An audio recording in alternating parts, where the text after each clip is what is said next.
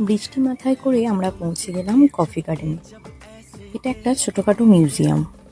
এখানে বোঝানো হয়েছে মানুষ কিভাবে কফি গাছ রোপণ করত, সেখান থেকে কফি বীজ তুলে কিভাবে কফি বানাতো, সেটাই সব এখানে সুন্দর করে বর্ণনা করা আছে। বিভিন্ন ধরনের কফি বানানোর মেশিন, ফ্লাস্ক, কফি খাওয়ার কাপ, কি নেই সেখানে। ছেলেমেয়েরাও খুব খুশি। আমার ছেলে আবার হয়তো নিজের মতো করে কিছু বুঝেছে, সেটাই হয়তো হাত নেড়ে নেড়ে সবাইকে বোঝাবার চেষ্টা করছে। আর এর পাশেই ছিল একটা ছোট্টখাট্টো চকলেটের দোকান। বিভিন্ন ধরনের চকলেট পাওয়া যায়। সেই যে সকালবেলা আরও একটা চকলেট কারখানায় গিয়েছিলাম, একদম সেম। ছেলেমেয়েরা তো আবারও বায়না চকলেট কিনে দাও। চকলেট কেনা হলো। এখানে ভিতরে খেলনাপাতিরও বিভিন্ন দোকান ছিল, তো ভীষণ পরিমাণের দাম এখানে।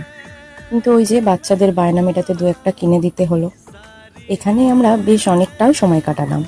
এক পশলা বৃষ্টি হয়ে গেল তার মাঝে, সেটার থেকে বাঁচানোর জন্যই আরও কিছুটা সময় এখানে কাটালাম। আমার ছেলে তো আবার এক জায়গায় স্থির থাকবে না, একটা খেলনার গাড়ি পেয়েছে, সেটাকেই এখন এখানে চালাতে ব্যস্ত সে। যেখানেই যাচ্ছে একটা করে খেলনা চাই। আর পাশেই ছিল একটা ট্রাইবাল মিউজিয়াম। এই ভেতরটাও বেশ সুন্দর করে সাজানো, প্রচুর গাছপালা। এখানে যেখানেই বেড়াতে যাচ্ছি না কেন, এত গাছ। আমাদের এখানকার মানুষ তো গাছ কেটে কেটে পুরো জায়গা ফাঁকা করে দিচ্ছে, আর ওখানকার মানুষ ওদের জায়গাটাকে সুন্দর করবে বলে পুরো গাছ লাগিয়ে ভর্তি করে দিচ্ছে।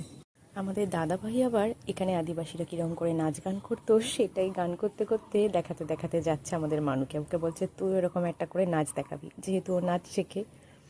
এখানটা ঘুরতে ঘুরতে আমাদের বেশ একটু ক্লান্ত লাগছিল। দুপুরবেলা তো খাওয়া দাওয়া করে এসেছি সবে সবে। এত সুন্দর সুন্দর ছবি তোলার জায়গা, যে যে যার মনের মতো করে এখানে ছবি তুলেছি।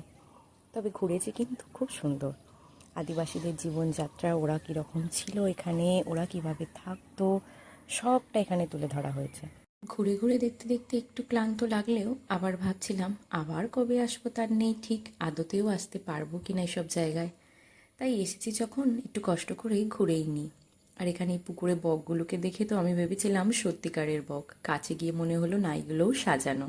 বেশ অনেকটা বিকেল হলো। এবার বাড়ির পথ ধরতে হবে, অনেকটা রাস্তা যেতে হবে।